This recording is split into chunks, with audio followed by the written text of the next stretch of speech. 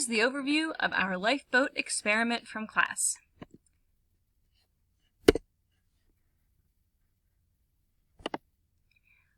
Our experimental question was, does the capacity of the boat affect the number of passengers it can hold? Capacity means the size of the boat, and we wanted to see if our passengers, in this case pennies, would be changed if we changed the capacity of the boat. Remember, a good experimental question starts with the word does, then it has the independent variable, and it also has the verb affect, followed by the dependent variable. First, we made 4 lifeboats that were all different sizes. They are pictured here.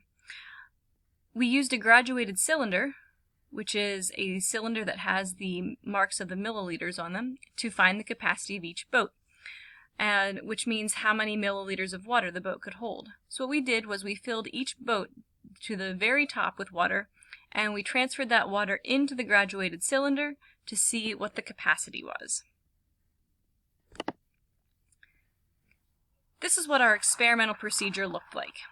We placed 1 penny in the boat at a time, gently and evenly. You can see that we were trying to spread the pennies out so that the boat weight would be transferred equally. And we continued to add pennies until the boat sank. We did these steps with each boat.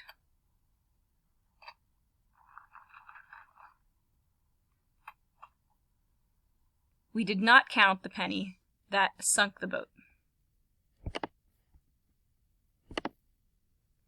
After we had all of our data, we put it on a graph. In this case, our independent variable was the capacity of the boat, so those are the numbers down here. And our dependent variable is the number of passengers, or pennies, up here.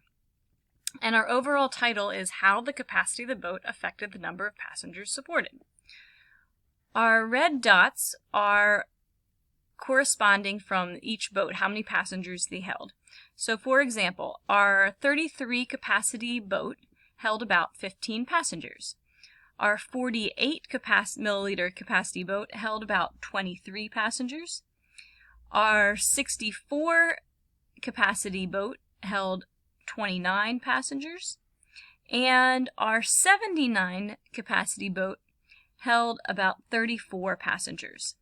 This line right here is called the line of best fit, and it is used to make predictions about other boats.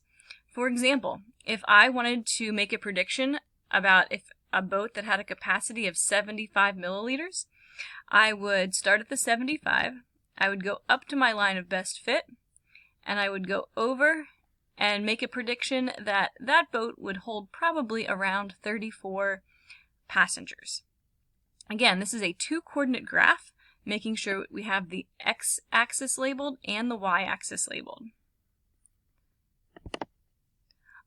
To review this experiment, our independent variable was the capacity of the boat, which is what we wanted to change about the boats. Our dependent variable, which is what we wanted to see if the independent variable affected, was the number of passengers supported. Our variables to control, that means what did we need to keep the same throughout our experiment? There are many of them, and here's just a short list of some variables that we controlled. We controlled the shape of the boat. They were all circular. We controlled the material of the boat. They were all made of paper cups.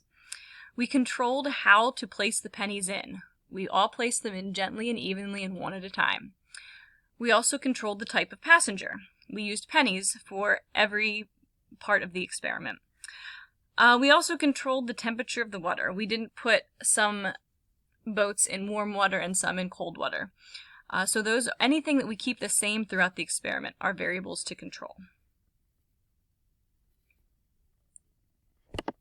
We concluded that the bigger the capacity, the more passengers the boat can hold, and the smaller the capacity, the fewer the passengers the boat can hold. That is called the relationship. It states the relationship between our independent and dependent variable. That is our lifeboat experiment.